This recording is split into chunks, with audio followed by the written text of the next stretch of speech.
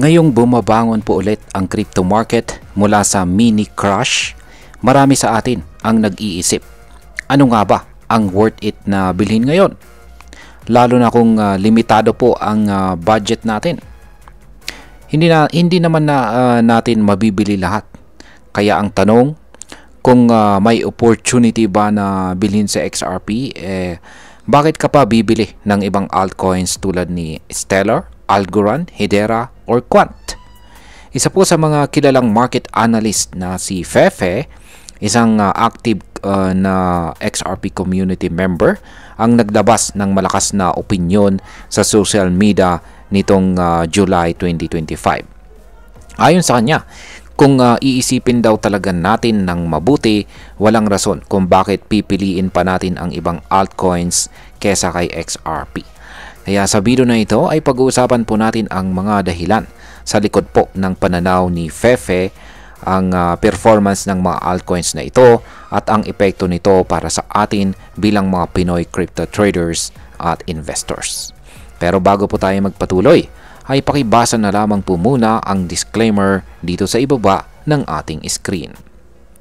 Ayan, bakit nga ba pinipili pa rin ng iba itong sina XLM, Algo, HBAR at saka QNT kahit available na itong si XRP?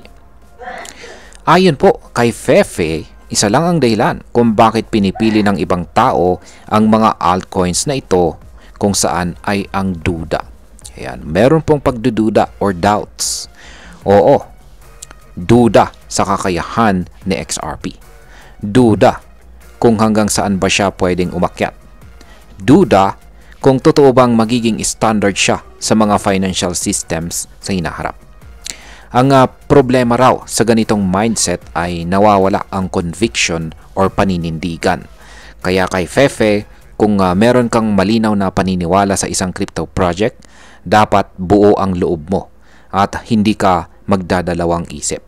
Kaya kung naniniwala kang sa XRP, ang future payments at saka financial tech, bakit ka pa mag-i-invest sa iba? Ayan, kumustahin naman po natin ang performance ni XRP kumpara sa mga altcoins na ito. Ayan, si XRP mula po noong November 2024 hanggang January 2025 ay sumabog po siya ng 568%. Umakyat siya mula po sa presyong 0.50 hanggang $3.40. Yan, kahit medyo bumaba na ngayon, nasa $2.24 pa rin siya. At nananatili po siyang mataas ng 340% kumpara sa kanyang presyo noong nakalipas na November. Hindi po siya bumagsak agad-agad gaya ng ibang mga altcoins kung saan ay nanatili po siyang matibay. Si Quant naman or QNT ay umakyat po siya ng 190% hanggang sa umabot po sa presyong $171. Hindi masama pero mas mababa pa rin kumpara kay XRP. Si Algo naman ay tumaas din ng 436% sa loob ng parehong time frame. Malakas, oo, pero hindi pa rin po niya tinalo si XRP. Si XLM naman or Stellar ay mabilis ang kanyang pag-akyat nitong November. Yan, tumaas po siya ng hanggang 468% kaagad. Pero mabilis din po siyang nakaranas ng correction sa kanyang presyo sa mga sumunod na buwan. Kaya medyo delikado kung late kang pumasok. Si HBAR naman ay sa HBAR lamang po ang nakatalo kay XRP in terms of growth dahil umabot po siya sa 766% na increase at umabot po siya sa presyong 0.4010 noong January 2025. Pero ngayon ay wala nang masyadong momentum itong si HBAR. So kung pag-uusapan ay ang long-term stability at consistent rally, sa XRP po ang panalo. Ngayon ay ano po ang sinasabi ng mga eksperto tungkol kay XRP? Hindi lamang po si Fefe ang naniniwala kay XRP.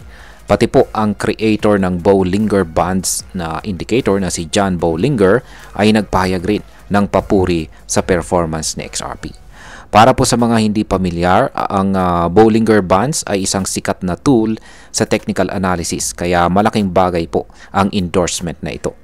Ayon po sa ilang analyst, kung mapapanatili ni XRP ang $2 na support level, malaki po ang posibilidad na umakyat pa ito ng todo at posibleng umabot sa presyong $27 ayon sa ilang mga projections.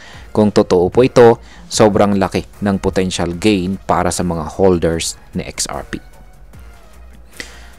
Ngayon, kung may XRP na, bakit pa nga ba may iba pang bumibili ng Stellar, Algo, HBAR at saka Quant? Simple lamang po ang dahilan dyan, mga crypto. At yan po ang tinatawag na diversification. Ang ibang investors ay naniniwala po sa don't put all your eggs in one basket na strategy. Gusto po nila ng exposure sa iba't ibang blockchain ecosystem. Si XRP katulad po ni si XLM katulad ni XRP, ang tech. Ayan, magkatulad po sila ng tech, fast payments at saka low fees. Pero mas focus po itong si XLM sa individual peer-to-peer transfers. Si Algo naman ay kilala po sa kanyang academic and institutional use cases, lalo na sa mga research-backed innovations. Si Algo naman po ay umaangat sa real-world asset tokenization, ayan, or RWA, kung saan ay isang mabilis na lumalagong trend dito sa crypto. Si Quant or QNT naman ay may unique approach sa interoperability o ang kakayahan ng iba't ibang blockchain na mag-usap. Pero ang tanong pa rin ni Fefe, okay, may magagandang features ang mga yan, pero kaya bang tapatan ang consistency ni XRP? Ngayon po yung kanyang tanong.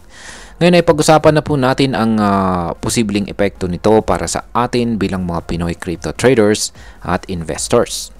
Para sa atin bilang mga Pinoy na may maliit lang na kapital o mga nagsisimula pa lamang, kailangan po natin na maging matalino sa pagpili ng crypto na pagbubuhusan natin ng ating pera.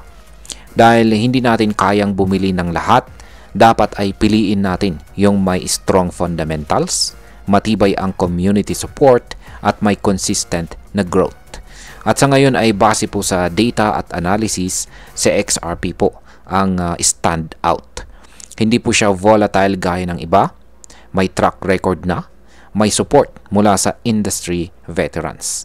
Kaya kung limited po ang budget mo, base XRP ang dapat mong unahin.